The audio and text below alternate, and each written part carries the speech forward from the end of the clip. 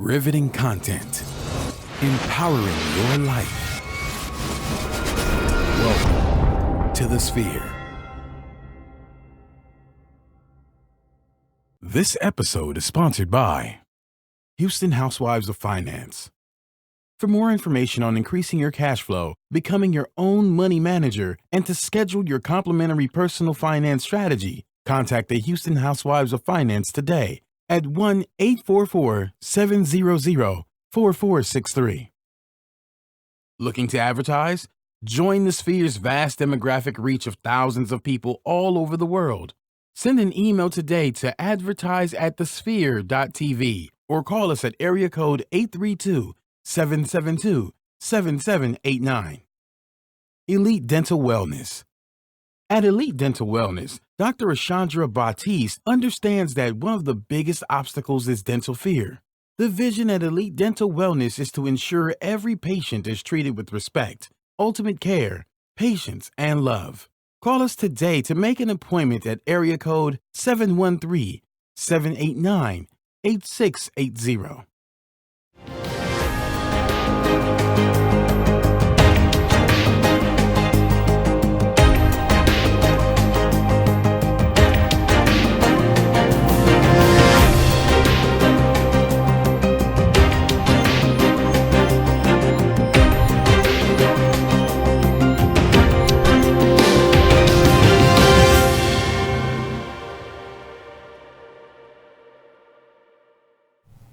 Welcome back to InJustice on the Sphere Podcast Network, where we discuss the laws of the land and how they affect you, the people. I'm your host, Brennan Dunn. You can reach me on Twitter at LegalMind. That's mine with a Y, because there's always a question to be asked and answered. Joined as always by the wonderful and fantastic co-host, Alicia Ford. How are you, Alicia? Hi, Brennan. I'm doing well. Thank you, guys. Welcome back to InJustice on the Sphere TV. I'm your host, Alicia Ford. You can find me on Allion Sphere on Twitter and Instagram. Alicia, you got a little bass in your voice today. You all right? I do have a little bass in my voice. I feel like today. I might be talking to Damon. Really? I'm sick, Brennan. You look a little bit better than him, though. Lots better. I'll agree with that. Thanks.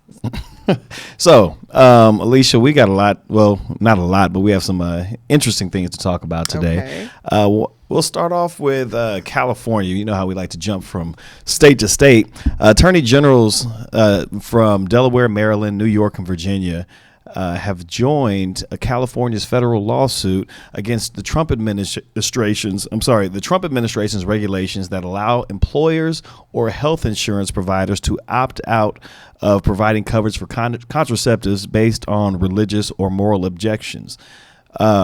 Lawsuit cites equal protection claims as well as issues saying that, hey, that the appropriate notice and comment period required by the Administrative Procedure Act has not been satisfied. Also, that the regulations are arbitrary and capricious. For me, I'm interested in this because, as we've talked about before, I think that we blur the lines between the separation of church and state. And when it comes to contraception, you're talking about equal protection under the law. Mm-hmm. I really think that contraception should not be a matter of religious belief. This is something to me that more goes so with, if you want to make an argument, one of economic value. Should people who can't afford to raise a child be forced to raise that child? And one might say, well, then you put them into the child into the system, but that person also has to deal with the process of going through labor. I don't think that labor and delivery for any parent is 100% free. So there's still costs associated with it. You got to change your diet up. A lot of things that go into that. So when I think of it, I would like to argue against this opt-out for religious or moral grounds based on the fact that this should not be contingent on religious belief because of the separation of church and state. And if you're going to make an argument, that argument should be made for one of economic value. Well, economic value and I won't even go as far as saying that it's somebody has to have a child or looking at it in terms of prenatal care or anything like that. It should be looked at as preventative care. If you know that you are a person who is not ready for a child, and this is prevention, and this is a form of you taking care of yourself, then I don't see why it should not be covered under health care. Because in essence, somebody on birth control is not per se, I guess their moral argument is they don't want to take a human life. Well, at this stage, it's just an egg in your fallopian tube. And that's really all that's happening. But and so just because it's an egg is not a life. See, no. You're drawing me into the argument. Well, no. And then my thing about it is it a life because there's no sperm? How is it going to be a life? Because you know what happened? Do you mean there's no sperm? An egg in the fallopian tube that does not actually get germinated by sperm ends up coming. We all know the birds and the bees, a woman's menstrual cycle. Are we killing children every month as women then? But an abortion is the termination of a fertilized egg. But that's what I'm saying. Birth control doesn't even make it that far. So I don't even see what their problem is. There is no fertilization. There is nothing happening here as yet. It's just literally either the stopping. Are you talking about for contraception? For alone? contraception. Okay, Yeah. No. I'm talking about. You had me confused. Oh, no. I'm just talking about as far as, because when we're thinking birth control, we're generally thinking things like prescription. We take it once a month to actually stop the menstrual cycle where I'm not going to produce or release an egg. Right. And that's generally the common form of birth control. Most people don't think of Plan B, and you shouldn't think of Plan B or abortion as birth control, because abortions, one, are generally not covered under your health care, and Plan B is also not covered under your health care. So that's something you have to do on your own. But for example, you taking a contraceptive pill or a shot or whatever it is that you do to say, hey, at this time I choose not, or sometimes people take birth control to also regulate their hormones. So back to the issue of moral / religious opting out for those particular reasons. I mean, do you think that people should have a right to opt out based on religious reasons? If the person chooses not to partake in birth control that is offered under their health plan, sure.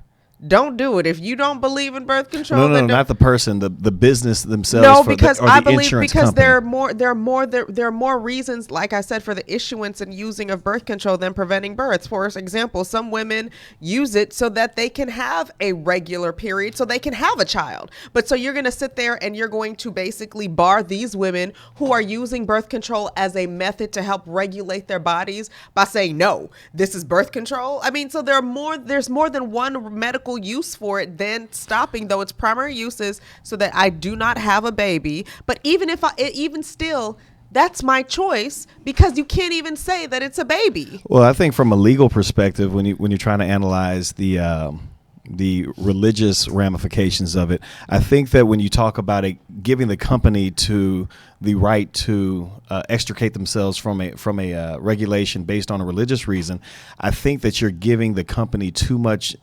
leeway to exercise a religious affectation, because one, corporations don't practice religion. No, they don't. And some might argue, well, in a legal sense, corporations are given the status of a person only for certain respects, for tax purposes, that type of thing. Respects. So when you're talking about a business that services the community or a community, I don't think that the servicer should be able to decide how they're going to let somebody else exercise, like you said, their religious rights.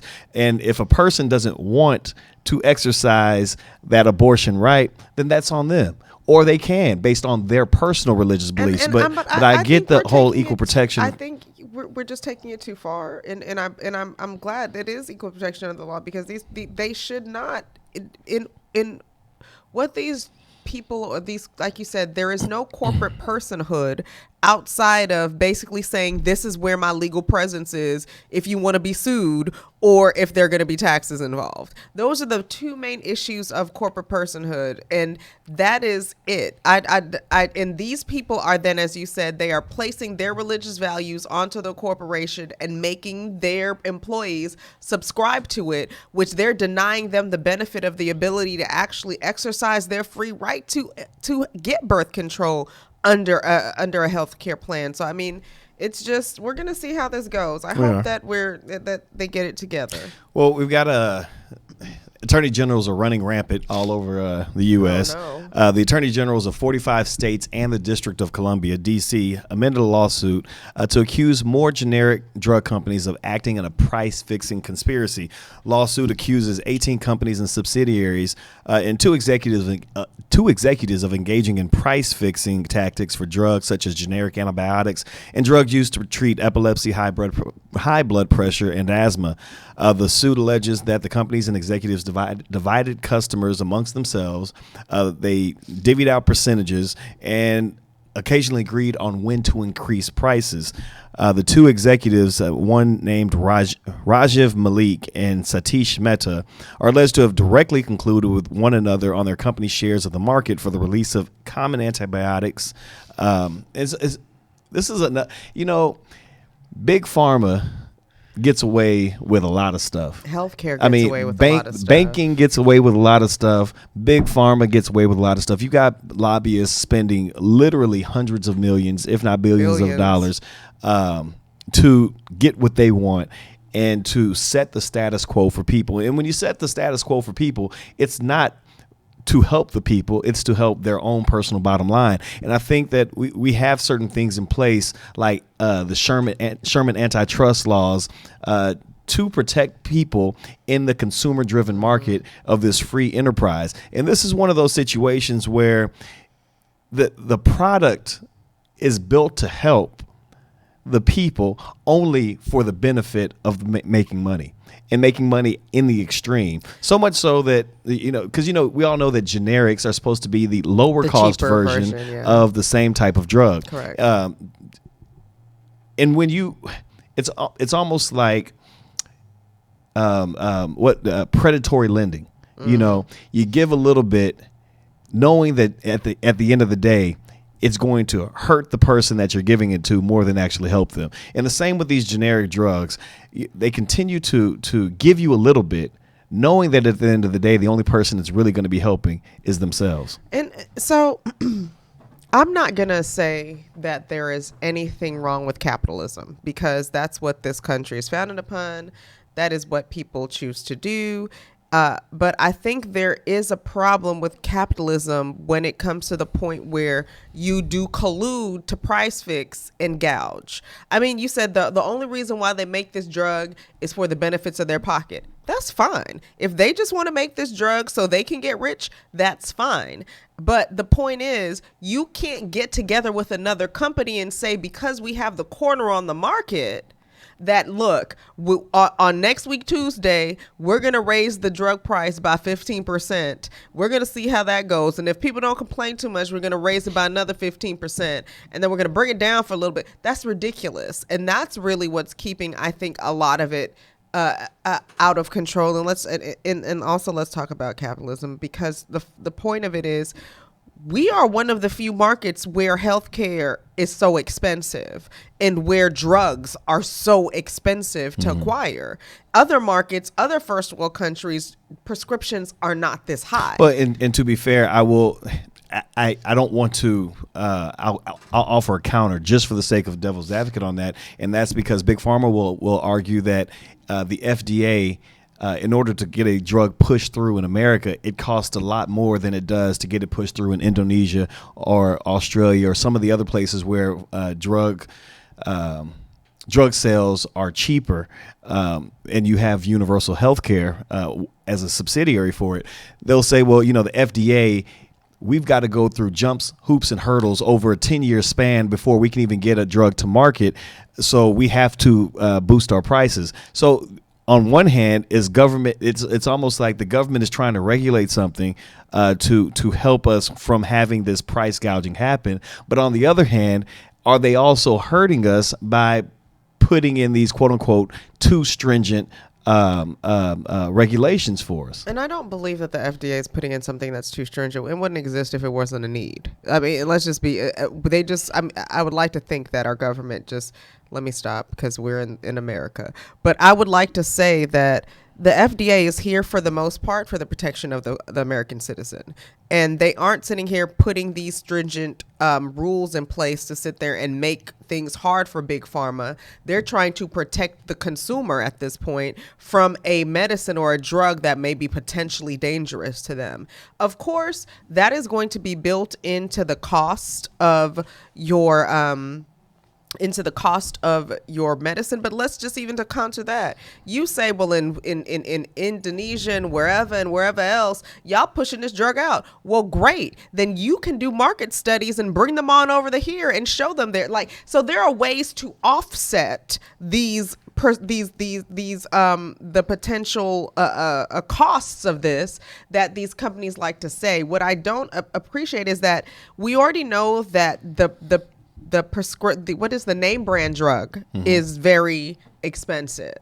The point of a generic is so that somebody can get basically the same thing for cheaper, because they aren't having to do any new research. It's a generic drug. They're not having to do anything else. I'm just going to go to Brazil to get my stuff. I mean, go to Sao Paulo, get me a little Sao Paulo visual and a little Sao Paulo and I can, on the inside. Well, and this is just to say so people can understand, if it's a name brand, it's going to be expensive because they're probably the ones that put the research into it. If it's a generic, this is something that's already been out there on the name brand. Now they're just taking basically the patent that was expired on it and using it and making the drug again. So then for you to take something and make it where you really didn't have to do the market research, the testing and all of that, you just really needed to say, we're willing to throw this drug together and sell it to the public. Then on top of that, you're going to make it cheaper and then price fix the cheapness. Like, how much of a scumbag do you have to be? Well,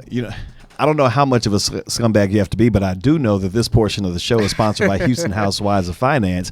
Did you know that only 4 states in the United States offer financial education? 33%, or more than 77 million Americans, don't pay their bills on time. 39% of Americans carry credit card debt from month to month, and 39% of adults say that they don't have enough savings. Don't become one of these statistics. Let Houston Housewives of Finance advise you on increasing your cash flow and becoming your own money manager by scheduling your complimentary personal financial strategy. Contact Houston Housewives of Finance today at 1-844-700-4463 or email them at info@houstonhousewivesoffinance.com.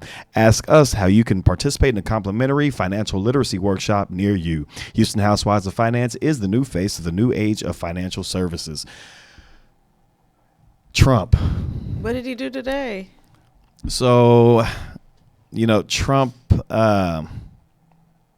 he likes to tweet a lot. He does. He likes to let his personal thoughts be known via Twitter. Yes, he does. As you like to call it. I like to say Twitter for me one time. Twitter? No, you usually, I see you urbaned it up just a little bit. Oh, my gosh. But from time to time, people have a little clap back at good old Agent Trump, and Trump tends to block those people. So, a University of California, Berkeley School dean has joined 6 other law professors in an amicus brief that argues that the president violated the First Amendment when he blocked critics from commenting on his Twitter account, citing that the president's use of the Twitter medium counts as public speech, and that when you blocked the users, they blocked access to official speech by the president, and they violated the First Amendment right to that access to official speech by the president and the ability to be a part of that conversation. First of all, I just want to be able to see everything Trump says so I can clap back. Like, I don't care what he says. I just want to be able to say, nah. Well, I mean, so I think what makes this story so big is it's Chemerinsky, which is one of the leading minds in con law. There are so many books that he's written. We study them in law school. He's one of the con law book writers that almost, hundreds of law schools use as their con law textbook. So he is a leading mind on constitutional law. So that's why it's so huge that he's joined this amicus brief. And for those that don't know what an amicus brief is, just basically somebody who's coming in and joining in and writing basically another, essay to the court saying why this isn't good. And he's basically saying, look, you are now giving Trump the ability to start an authoritarian regime. Right. You're now giving him the ability to set a precedent where people in the government are allowed not to receive criticism. And when you say authoritarian, that's censorship. Yes. Essentially, this is the same type of censorship that the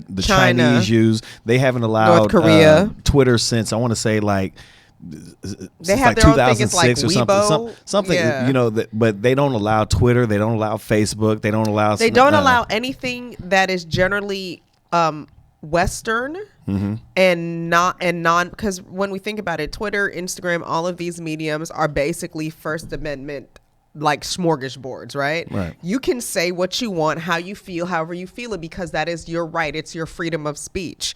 In China, they don't feel that way. And so they kind of block. I think they blocked Instagram up to the other day. But this isn't something new for the president in terms of censorship, because it goes.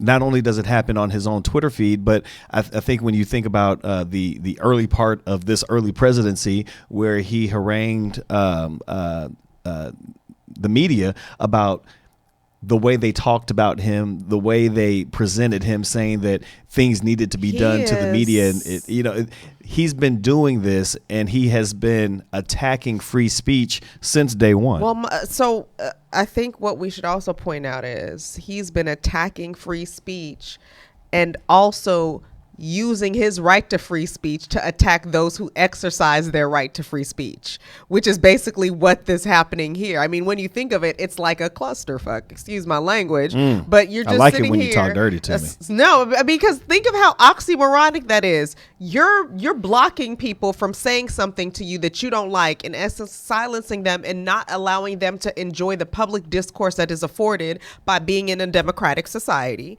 But you want to take that same right that you have to basically publicly denounce, defame, and pounce on these same people who criticize you. So, I mean, if that is not the definition of an authoritarian, I don't know what is.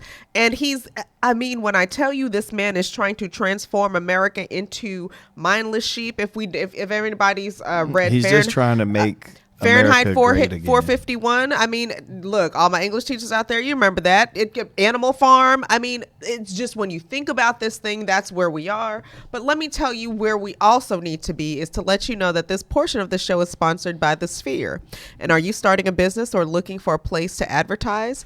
Do you have a need to reach out to thousands of people across the world or build your brand or sell your product? If so, get your product placement and advertising needs handled right here at The Sphere. We offer a wide variety of content delivery platforms, including iTunes, Google Play, SoundCloud, YouTube, and Stitcher.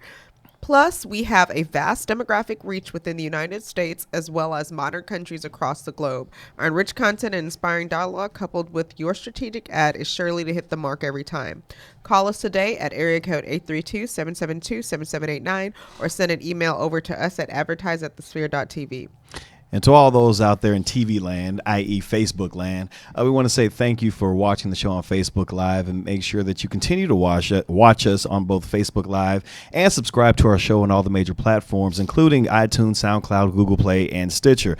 Make sure you review our show on iTunes with constructive feedback. Share this Facebook live post and the entire show with your friends and family, and make sure that you donate to the mission to bring enriched content to the viewers each and every week. You can go to www.thesphere.tv/donate. In case you already don't know, when this show ends, we drop it every single week, and go to www.thesphere.tv and you can find the rest of the show. But for those viewers on Facebook Live, we appreciate you watching in, tuning in, and we will see you next time. Thank you. And Trump continues to block as Trump continues to block these First Amendment seekers to see what he says, the Supreme Court or the federal court continues to block every action that Trump tries to make. In one instance, is the federal judge has just blocked Trump's transgender military ban, which I'm excited about. Yet again, They have said no, no, no, no, no in Destiny Child form to Trump, saying that there is absolutely no support for the claim that the ongoing service of transgendered people would have any negative effect on the military at all. This is what Judge Colleen Collar-Cotley wrote. And not only did she write that, she wrote 76 pages worth of opinion. She had a lot to say. I mean, and who doesn't? And I feel like she was like, finally, yes, the pen gets to come out and beat this man like a sword. Let me take that exactly. And it seems that the stuff that he was saying about why the transgender shouldn't be there, one, it would cost a lot of money. Two, it was going to hurt morale. I mean, these are all things that this judge has said it's bullshit and poppycock. And there is absolutely no basis in research or otherwise to substantiate this president's claims to ban the transgendered community in the military, and not only ban them from coming in, but to kick out the ones that have been there already serving. It pisses me off because this is the same type of person, and he reflects the same type of people that'll say, honor our military. You don't kneel. These people go out to fight for us. But these same people that are fighting for us are the same people that are also transgenders that you don't want in the military. So which one is it? You have to pick a struggle and pick a bigotry and stand by it. Okay. I'm just saying. Well, look, guys, he just beat me up. So if I was believing anything other or along the lines of Trump, I don't anymore. Well, you bet not. Thank you. But I think I don't. But I think what is more important is she was like, just shut up. Like her basically her opinion was just shut up, because what you're saying isn't even the reasons that you gave are directly refuted by studies the military itself has done. So it's not even to say that you're even bringing up something that the military has been fighting and struggling with and they can't come to a conclusion. They've already studied this and found that, look, having people that are transgender in the military is not an impediment. It is not a hindrance to performing military duties. It should not. It's kind of like don't ask, don't tell. We don't need it. It's not necessary. Sir, I think if we could just tell Trump he's not necessary, then the world would be a better place. I really think we could go this whole presidency without a president. We have gone this whole presidency without a president. I think I just read an opinion article where they said we have not been led for the last year, and he has not shown leadership. So, I mean, we haven't had a president, and I guess it's kind of like when mom and dad leave home and just America's running wild. We're just doing what we want to do, and they come back every once in a while. Why this place isn't cleaned up. Party at the White House. Exactly. He's in China right now, so let's. Well, and Omarosa just brought her whole bridal party over there the other day just to take pictures. She's so black. I love that blackness about her. As much as you don't want to like her for some of her stances on things, she's still a sister. Guys, come on in here. I mean, look, if I had access to it and I know this dumb is president, I'm do what I want to do too. But either way, I'm glad, back to the trend, to the topic at hand, I believe perfection is perfected, that if with this specific opinion, I'm so glad that she saw through the BS that was his one tweet one morning that we were all surprised by. That even the military didn't know. Even the military was like, hold up. Crickets? What's going on here? So, I mean, of course they're going to, appeal this, but it's the first step in the right direction. And I can say this, if we can just, Mueller, if you listening to me, please, you can extend your efforts to Jeff Sessions quicker than you are right now. I get it. You're trying to do this in a way where everything you putting on him is going to stick. But Jeff Sessions is one we need to have go to. And I'm sure he's on their radar. But I'm just saying, can we hurry him up a bit? Well, here's a story out of Salt Lake City, Utah, that it gives me satisfaction and it causes me frustration. And I'll tell you why. Many of you may not remember, there was a nurse who was arrested at a Salt Lake City hospital. Her name was Alex Wubbles. She refused to let the officer draw blood from an unconscious patient The officer continued to make demands that he wanted to draw blood for DWI, suspected DWI, and she continued to tell him, look, as soon as you give me a warrant that I can look at, then I'd be happy to do the blood draw. There were many people sitting there watching this go on. Somebody was actually videotaping it or recording it. So we all got to see the recording as it happened. The officer got angry with her for refusing the blood draw and manhandled her and subsequently ended up arresting her. We fast forward to now. Ms. Wubbles has been has settled for a $500,000 lawsuit. I'm happy for her. I'm happy that that there was at least some kind of accountability held to show that they were in the wrong, they being the police department, and vis-a-vis this particular officer was in the wrong for his actions. I'm frustrated because this was a fairly swift settlement that happened and a not so insubstantial amount of money that was settled for.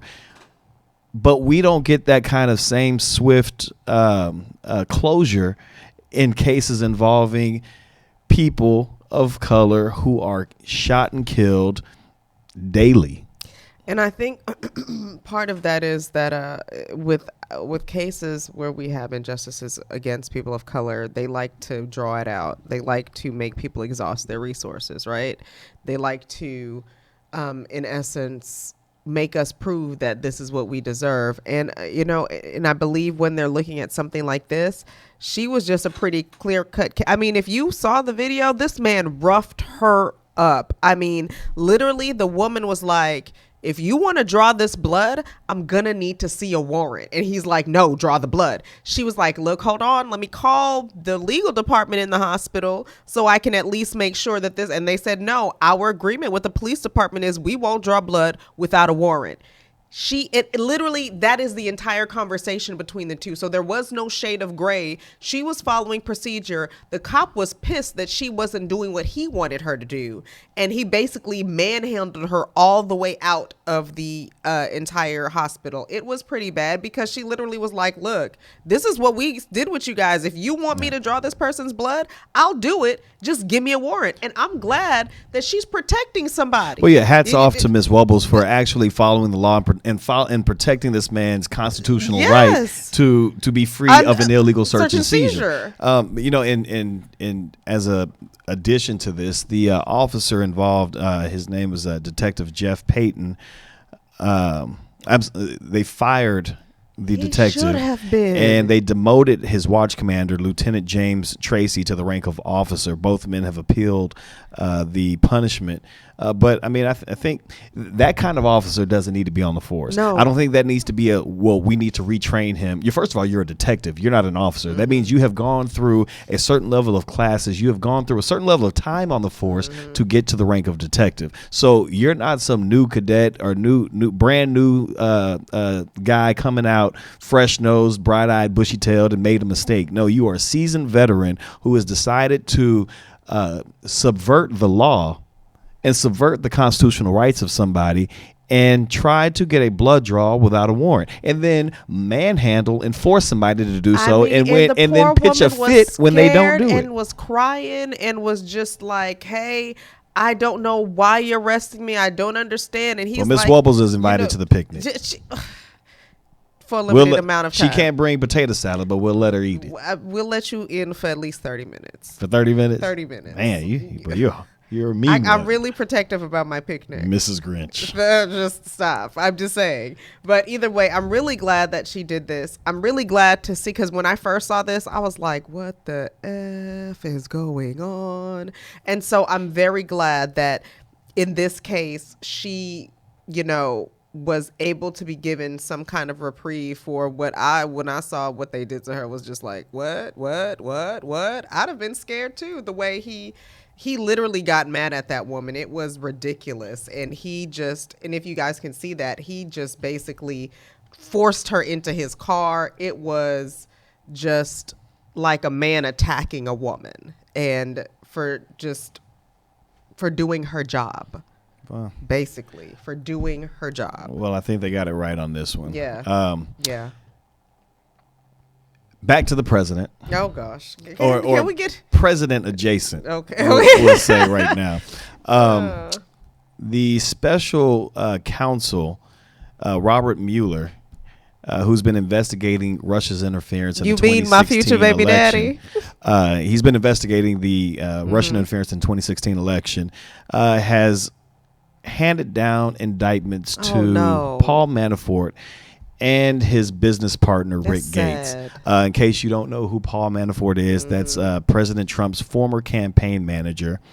And separately, one George Papadopoulos, a former foreign policy advisor to the campaign, has already pleaded guilty to lying to federal investigators about meetings in March and April of 2016 with a Russian agent who promised, quote unquote, dirt on Hillary Clinton.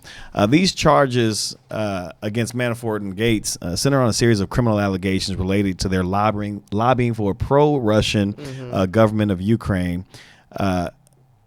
And not to Mr. Trump or the campaign. However, as they delve deeper into this, this is touching on Kushner. This is starting to touch on Trump Jr. I think that this will open the door to the Trump campaign and the Trump camp. I think that Donald should be starting to sweat a couple of bullets here, if not for himself, then for his family. You know, before I tell you that, what people don't need to do is sweat bullets to let them know that this portion of the show is sponsored by Elite Dental Wellness. At Elite Dental Wellness, our vision is to create a welcoming practice that will offer exceptional dental care and a lifetime of dental wellness. We are committed to the finest possible oral care and overall health and well-being of our patients. Elite Dental Wellness is built upon a foundation of integrity, expertise, and service. Through our commitment to modern dentistry, continuing education, and friendly atmosphere, we strive to make our patients feel that they are part of our family. Dentistry can be scary, daunting, and uncomfortable. Dr. Batiste and her team work tirelessly to ensure your comfort. Make your appointment today with Dr. Chandra Batiste at Elite Dental Wellness. Call them at 713-789-8680 to get your dental services and needs. So basically, if I could just talk to Mr. Mueller again, that's for you, boo, because he's really doing his job. I'm really excited about him. And the fact that Manafort and Gates, well, and Trump is trying to say Manafort is just somebody that had a little, I mean, I knew him for a little bit. Dude, he was your campaign manager up until I think it was August of 2016, right? Or September. And that was basically a few months before the actual vote. So he's trying to distance himself from Manafort, which lets us know that he is getting nervous. Then also he's bringing back up Hillary's butter emails. You know, I mean, he keeps trying to deflect and bring something back and look at this witch hunt and look at this. This is my thing. Jared Kushner and Beavis and Butthead and all of those other people that are members of the Trump campaign are running shook. As we know, Pence lawyered up months ago because he went and got himself outside counsel quite some time ago, because I'm sure he knew where this was going. But this is all I'm going to say to Mr. Mueller. If you're going to do the job, do it right. Clean out the whole cabinet. Don't leave Pence in there to be our damn president, because that'll be the worst. All I'm going to say is, if you can drag this on for 4 years, that's okay. I mean, if he wants to drag this on for 4 years, I mean, we won't. I mean, it'll be a pretty bad presidency. No, we don't need to drag this out. We just need to go ahead and get him out now. But I mean, unless he can take Pence and Paul Ryan with him, we know better than we are when we started. So if he can possibly drag, you might be right. So maybe if we can show out in the midterm election, flip the House and the Senate, there you go. Then get him out. There you go. We'll have a president who has nothing to work with. There you go. Oh, yeah. High five. All right now. Thank you. So, I mean, if we could do that, guys, get out there and vote in the midterm election and flip the House and the Senate back over to anything but what it is, then that'll be perfect. And if we got rid of Donald and we had Pence, he's not going to get anything done anyway, because he'll need a majority vote. Thanks. So back to the point, let's arrest them all. But after the midterm election. And if we can taint them enough in time for the midterm election, we can call out all these people that were excited about him and dig into their finances too. Well, there was just they just had some votes go out here yesterday in Harris County, and Republicans are running scared right now because across the nation, Republicans are taking L's. They should be. They should. I mean, when you think about it. This taught Americans a lot about your vote, right? This past presidential election taught a lot of Americans about their vote. Now, as far as presidential election goes, regular races don't run on electoral votes. It's straight vote for vote. Whoever gets the most votes wins, majority vote. So if you're letting, and I think part of the thing about it is we've become disillusioned about the thoughts of voting and not realizing that, yes, the electoral system, the electoral college is really only for the president.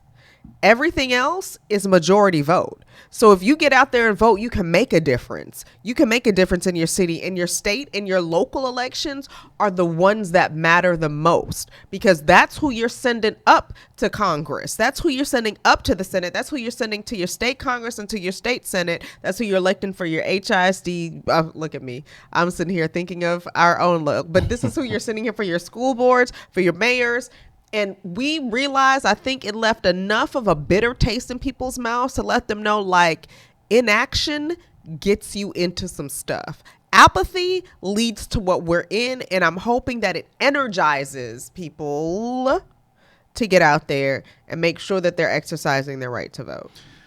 Well, you have said a mouthful, so I won't say anything else other than thank you, ladies and gentlemen, for joining us today on this edition of Injustice on the Sphere Podcast Network. And we hope to see you next week where we'll have much more to talk about. Alicia, it's been a pleasure once again to sit here with you. Oh, Brennan, thank you. And ladies and gentlemen, we'll see you next week on Injustice on the Sphere. I'm your host, Brennan Dunn. You can reach me on Twitter at LegalMind. That's mine with a Y because there's always a question to be asked and answered. Girl, you better stop. And I'm Alicia. You can find me on Allie on Sphere on Twitter and Instagram. On what? Twitter. There she is. Oh, gosh. There she blows. Gosh. Ladies and gentlemen, have a great night. See you next time.